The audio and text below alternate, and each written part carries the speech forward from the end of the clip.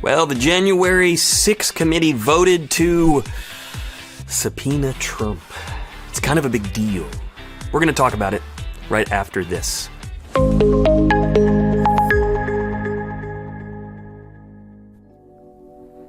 Don't forget to subscribe on our website, www.freegrace.in, or on the platform you're watching or listening to the show on. Now let's talk about the Trump subpoena. First of all, what is a subpoena? Well, it's just an order for a particular person to come and give testimony under oath or to provide records. So, what court subpoenaed him? Well, in the news, you'll hear it called the January 6th Committee, but its official name seems to be the Select Committee to Investigate the January 6th Attack on the United States Capitol. You can see why they call it the January 6th Committee. So, what is that? Is it a court? No, it's a select committee. Select means it's temporary. It's not ongoing. House Select Committees are created by the House of Representatives to just investigate stuff. And since they're given power by the House, they have the legal authority to subpoena people for testimony, like courts do. So the January 6th committee is calling Trump in to answer questions about the Capitol riot that happened on January 6th. So why now? Well, basically, he's just continually coming up in the conversation. Also, there were some recent allegations that he had already made plans to overturn the election results prior to finding out that he had lost the election. And witness testimony claims that part of his plan was to stoke anger among the followers, etc. So yeah, they want to talk to him. Now let's put this into some historical context. It's pretty rare to subpoena a sitting or a past president, but it has happened at least occasionally.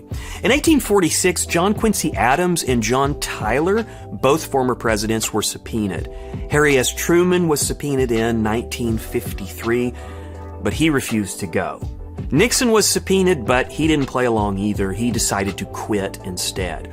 There have been other presidents like Jefferson, Monroe, and Clinton who have received subpoenas, but not before Congress. In those cases, they were from civil, criminal, and military courts.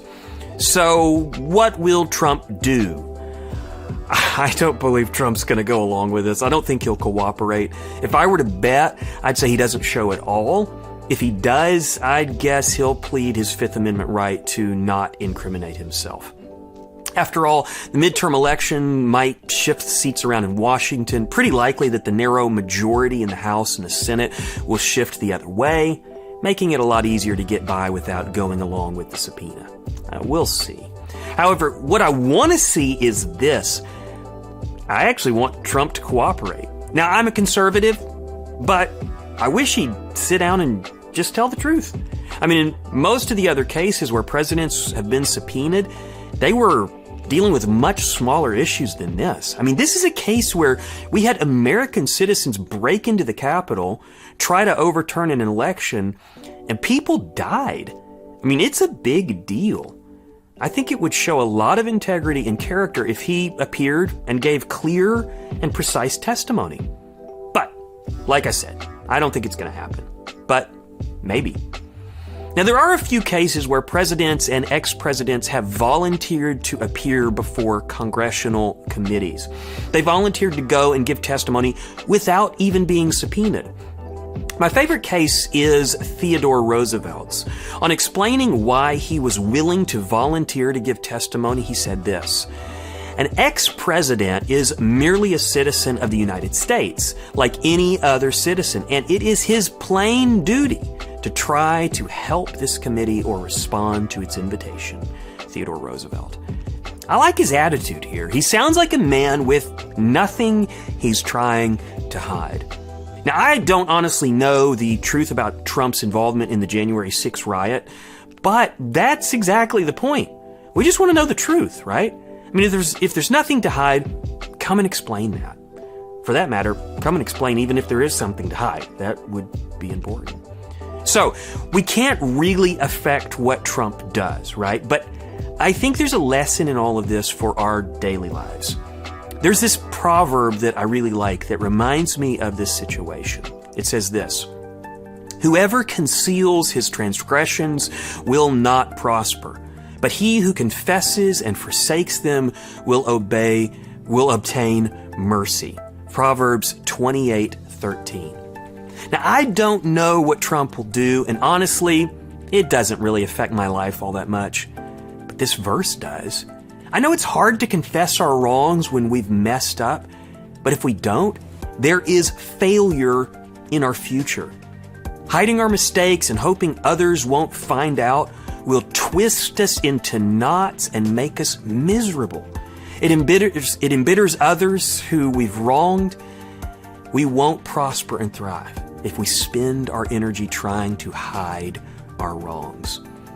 Now, if you've believed in Jesus for everlasting life, great. You've received the kind of forgiveness you need to get into heaven. But that doesn't mean that we get to pretend our faults don't exist.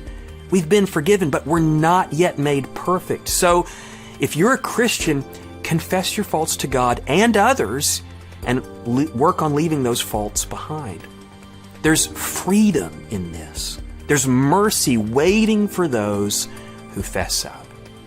So, maybe you've wronged a coworker. Maybe you've wronged a family member or a friend. It's time to get with them and talk about it. Today could be the day you make it right and find that mercy you need. The most important thing in our lives are relationships. Let's live like that's true. Now, don't forget to subscribe at www.freegrace.in or on the platform you're watching or listening to this show. Thanks for watching, and I'll be back with you soon.